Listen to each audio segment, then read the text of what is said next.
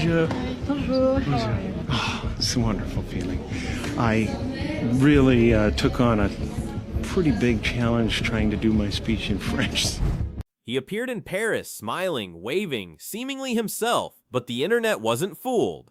Jim Carrey, beloved actor, looked drastically different. His eyes, jawline, even his voice, everything felt subtly, unnervingly altered. Social media exploded. What happened to Jim Carrey? Was this even him? Many believed the impossible. The man on stage was a clone. After years of speaking truth to power, of pulling back Hollywood's curtain, fans wondered if Jim had finally been silenced. This wasn't just a new look. It was a terrifying transformation, sparking a global conspiracy about one of comedy's greatest minds. The implications sent chills down spines, hinting at a darker reality than anyone could imagine. It became glaringly obvious comparing recent footage to older interviews. His famously brown eyes now appeared green, even blue, sparking intense debate. His jawline seemed sharper, his teeth unnaturally perfect, and his once booming voice had softened, slowed. It felt more like a deliberate resculpting than mere aging. Die-hard fans insisted this wasn't their Jim. A man known for extreme facial expressions would never undergo such drastic alteration. Something deeper, unsettling, was clearly at play, fueling the wildfire of speculation. The man who once declared nothing was real now felt unreal himself. The suddenness of the transformation deepened the mystery, making dismissal impossible. Okay, and what nationality are you? Sicilian and Puerto Rican. Okay, Sicilian and Puerto Rican. Okay, Yeah, I can see that now. Those That's are my what's up. two genomes. Okay, who's the Puerto Rican one? Who's the Sicilian one? When I was cloned, they wiped a lot of memory, but when I stole the documents before escaping, I read that the mother was Puerto Rican and I guess the father, surrogate, you could say, was the sperm donor was the Sicilian. Okay, so you're a test tube baby. Yeah. What's that? Shout out CLONED. Yeah. Yeah. Well, you could actually, as soon as you die, they could actually freeze your body. Well, what happened with my first gen is they took the skull because he initially had written in a will to the Raelian movement that if something were to happen to him, they can ship the skull over immediately to CLONED. So they can remove a fragment of bone that's located here. And in this fragment of bone, it stores all of your memories and consciousness. And with that, they can make a sufficient replica of yourself, a reproductive version of you, including your memories. And you can be selective as to which ones you keep or don't keep. This process has been around for quite some time. Like Dolly the sheep was cloned back in, I think, the late 70s, early 80s, if I'm not mistaken.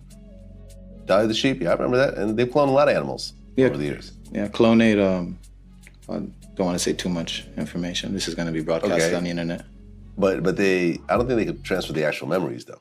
Yeah. Yeah? Yeah, You're living proof of this? Yeah, I'm living proof. Except for all the memories. A lot of them I don't have because of drugs and alcohol as a teenager. So it's kind of like burning an MP3 CD, right? So let's say, we don't do this, people don't do this anymore, but back in the day, you would bootleg a CD, you would need the original copy. You put it in, it reads the disc, transfers all the files. You have the same exact CD, it's the same thing. All the tracks, everything, every bar, every hit from every note, everything's gonna be on there. Now, if I scratch that CD, I may not be able to read all the files on the disc, making it impossible to transfer and make a new one, a new copy.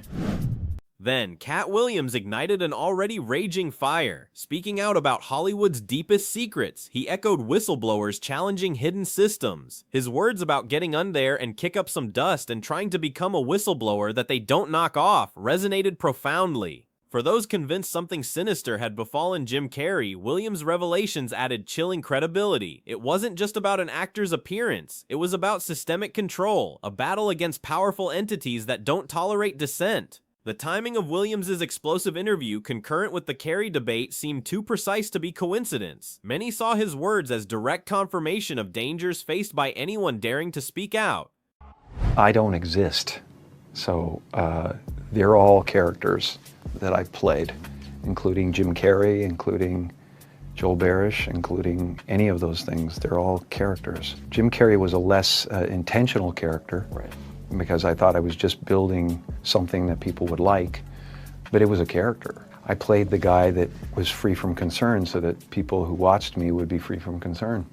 This wasn't Jim Carrey's first dance with controversy. For decades, he criticized government corruption, unchecked capitalism, and those wielding power in shadows. He openly slammed Hollywood's fakery, challenging the industry's foundations. Remember his profound criticism of shamelessness as a villain's mark, or his dismantling of capitalism without a conscience. These were not casual remarks, they were deeply rooted convictions from a man who had seen beyond the glitz. He consistently used his platform to highlight societal ills and question public narratives. His history proved he was no stranger to challenging the status quo, making his alleged transformation all the more suspicious. He embraced difficult truths. Yesterday, was World Autism Awareness Day. You both must be encouraged by all that's happened in this subject since you literally started it. Yeah, you know, we've come a long way within the community. When I first had Evan diagnosed with autism, there wasn't much of anything. I had to find out about biomedical treatment on the internet after I typed in autism on Google. And out 3 years later now, there's 3 books and many thousands of children getting better because of biomedical treatment. Jenny brought so much focus to this problem. And kind of that's why I'm here, is I want to bring as much focus as we can to this problem. You married autism, or well, you're not married, so you live with autism. When I invited Jenny into my life, I invited Evan into my life. And when I first met Evan, he was like he was on another planet. I wasn't in the room. There was no eye contact. There was no response to dialogue. There was no affection. And over time, I witnessed Jenny pull Evan through the window of unconsciousness and isolation into our world, where he is now a fully functioning person who can communicate, who can connect, and this is through biomedical treatments, GFCF diet, and the therapies that she's talking about. So I believe that autism, in my heart, is preventable and treatable. Fully functional. He's completely recovered, Larry, completely recovered. And he's not the only one. There are thousands in this community that are getting better. Why did you go so public? I mean, you had an autistic child. He got better. So why are you here? I could have, hid and not said anything, and Evan would have blended into society. I made a pact with God, though. The day Evan became diagnosed with autism, I said, if you show me the way, God, and show me how to heal my boy, I will continue to teach the world how I did it. And within 1 year of that kind of conversation with God, Evan was undiagnosed from autism. But it's still shocking to see how many people are ignoring this information. The American Academy of Pediatrics, I begged and have sat down with and said, why are you not sitting down with our doctors and our scientists who are treating and recovering children with autism? And they refuse to this day to sit down. I think if there was any possibility that a child was being helped, that someone would listen, someone would take a look. And the fact is, they're not even considering the information. They're not only not considering, they're discouraging it. The ultimate proof for many lay in that infamous red carpet interview. There's no meaning to any of this, he declared, dismissing icons and personalities. He spoke of peace lying beyond personality, beyond invention and disguise. He even stated, "There is no me." At the time, it was chalked up to spiritual awakening or fame's dark side. But now, with his changed appearance, those words take on a terrifying new dimension. Was he hinting at a deeper truth? A world where identity itself could be manipulated or replaced? His philosophical depth felt less like enlightenment and more like a desperate warning. That interview, once viral, is now seen as prophetic. Something strange is going on. Jim Carrey recently showed up looking different in Paris. Very different. The stark contrast between the philosophical Jim and the new Jim in Paris is impossible to ignore. The man who once spoke of life beyond personality now seemed eager to play the part again, smiling and joking as if nothing had changed. Critics found this sudden shift unnatural, arguing deep-rooted convictions don't simply vanish overnight. It felt like an act, a performance by someone trying to emulate the original Jim Carrey, but missing his genuine spark. Was this a willing embrace of the system he once railed against, or something far more sinister? The dramatic change in his public persona, from introspective truth-teller to lighthearted entertainer, struck many as a glaring inconsistency. That clip is now being shared again as proof, because Jim Carrey has always blurred the line between comedy and truth. He says things in a funny way, but sometimes there's a deeper message under it. That's what makes him interesting. The concept of celebrity clones isn't new, but the Jim Carrey situation gives it unsettling relevance. Enter Kid Boo, who sensationally claimed to be a clone, alleging he escaped a secret cloning facility. He detailed a terrifying process, memories and consciousness extracted from a bone fragment, then used to create a sufficient replica, a reproductive version. He described selecting which memories to keep or discard, painting a chilling picture of identity manipulation. If such technology exists, as he passionately claimed, then Jim Carrey being replaced moves from outlandish to terrifyingly plausible. His detailed account added disturbing realism to the wildest theories. Kid Boo elaborated on the chilling alleged cloning process. He described how, post-mortem, an individual's skull could be sent to a facility like CLONED. There, a specific bone fragment, supposedly storing all memories and consciousness, would be removed. This fragment, he claimed, could then create a perfect reproductive copy, complete with stored memories. He analogized it to burning an MP3 CD, explaining how a scratched original leads to an incomplete copy. This terrifying vision suggested human essence could be transferred, with potential imperfections. It painted identity as a transferable commodity. The implications for outspoken celebrities are truly horrifying, suggesting a new frontier of control. Perhaps the most tragic piece of this puzzle is the untimely passing of Jim Carrey's former girlfriend, Catriona White. She tragically took her own life, leaving a poignant note for Jim. Unsettling details emerged. Toxicology revealed substances, some prescribed under alias Arthur King, believed to be Carrey. Jim reportedly texted her the night before, asking about pills from his medicine cabinet. When her body was found, authorities allegedly contacted Jim first. Many supporters of the clone theory believe her passing was not just a tragedy, but a calculated message sent to Jim, a warning to silence his outspoken nature. It suggested a powerful, unseen hand orchestrating events to control him. Years before, Jim Carrey delivered a bizarre, half-serious, half-sarcastic rant about secret symbols and mocking tongues on a talk show. He joked about hosts hired by government to distract the public, making them happy and docile. He even spoke of secret meetings in the woods where they decide these things. At the time, it was seen as peak Carrey, a genius blurring lines, but now that clip circulates again, reinterpreted as a literal whistleblowing moment. Was he trying to warn us, using humor as a shield? His declaration, "I'm here tonight to blow the lid off it, to be the whistleblower," feels less like a joke, more like a desperate cry for attention. Another crucial chapter in Jim Carrey's descent involved his outspoken stance on vaccine schedules. Alongside Jenny McCarthy, on national television, they questioned conventional medical advice, discussing autism as preventable and treatable, sharing stories of recovered children through biomedical treatments. This public challenge to established science triggered massive backlash, headlines, and heated debates. Following intense criticism, Carrey visibly retreated from such controversial topics. For many fans, this withdrawal wasn't a change of heart, but a sign he was silenced. They saw it as another instance where speaking out against powerful industries, big pharmaceutical companies, led to immense pressure. The narrative takes a broader turn considering the alleged system of distraction Jim Carrey and later Katt Williams seem to rail against. Powerful forces keep the public divided, entertained, and emotionally charged, while bigger forces move quietly in the background. When Carrey joked about talk show hosts distracting us, was he truly joking? When Williams spoke of not being knocked off as a whistleblower, was he hinting at the same pervasive control? The theory suggests sophisticated manipulation of public perception, where celebrities are either unwitting participants or silenced dissidents. It posits that constant noise and spectacle serve a much darker, hidden agenda. This larger framework made Carrey's transformation even more ominous. Many now believe Jim Carrey's cryptic warnings about secret societies and advice to avoid Hollywood were veiled references to darker truths. Fans allege he was subtly hinting at Jeffrey Epstein's horrifying world and his network. While direct proof remains circumstantial, the timing of renewed suspicions, especially after recent Epstein files, feels eerily significant. The idea that Carrey, an insider, was communicating dangers lurking beneath Hollywood's surface adds a chilling layer to his pronouncements. It transforms his philosophical musings into desperate warnings, subtly embedded in public appearances, hoping someone would piece together clues before it was too late. His cryptic messaging now suggests a deeper understanding of sinister networks. Adding a staggering new layer, New Mexico has officially reopened a criminal inquiry into Zorro Ranch, Jeffrey Epstein's sprawling property. This isn't rumor, it's a state attorney general announcing renewed prosecutorial review into a site described as in the middle of nowhere. Zorro Ranch is mentioned multiple times in Epstein files, with survivors recounting experiences. Local politicians were reportedly aware, but little was investigated.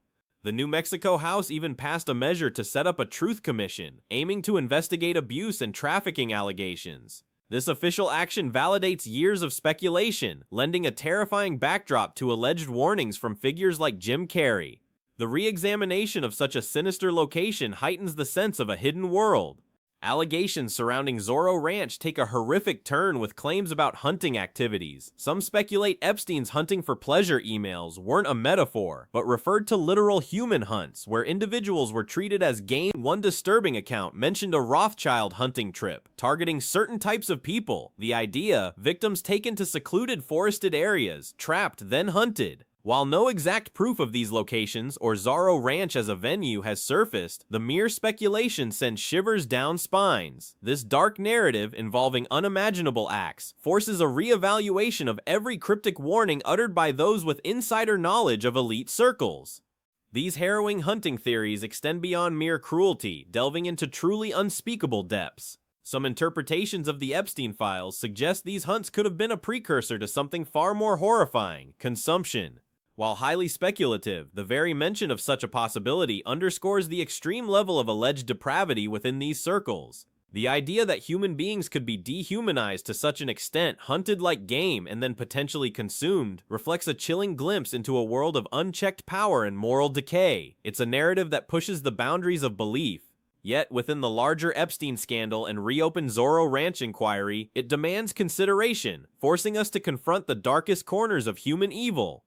Beyond the shocking theories, Jim Carrey's personal evolution has been a public spectacle. The wild, unpredictable man from The Mask gradually transformed into a quieter, more reflective, philosophical individual. He began speaking extensively about ego, identity, and the illusion of self. This profound shift from comedic icon to deep thinker always intrigued fans. But in light of recent events, this transformation takes on a different hue. Was it a genuine spiritual awakening or an unraveling triggered by what he had witnessed behind the curtain? Did his philosophical musings become a way to process or subtly communicate the dark realities he encountered?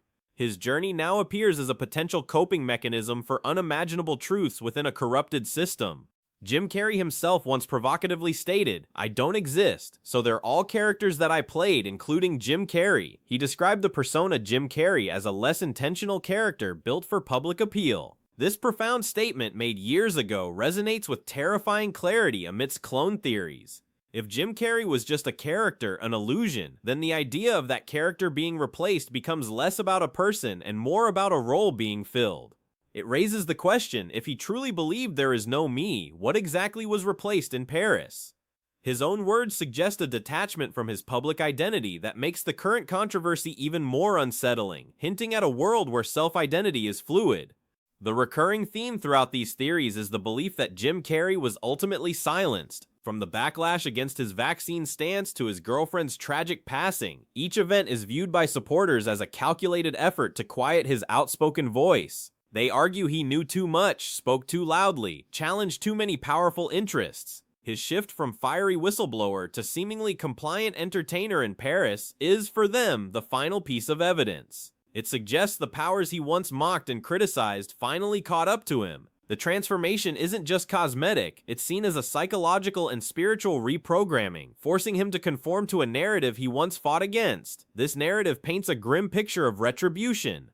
Beyond Jim Carrey, the entire controversy serves as a chilling indictment of Hollywood itself. It suggests an industry where fame comes at a terrifying cost, where individuality can be suppressed, and dissent met with severe consequences. Allegations of cloning, silencing, and darker practices reveal a public deeply distrustful of entertainment elite. It's a reflection of wider societal anxiety about hidden agendas and powerful figures operating beyond accountability. Carrey's story, literal or symbolic, becomes a potent metaphor for dangers inherent in a system built on illusion and control. It fuels belief that celebrity's glamorous facade conceals a darker, insidious reality, constantly seeking to maintain its grip on power. The overwhelming sentiment among those following these theories is profound regret. Why didn't we listen to Jim Carrey sooner?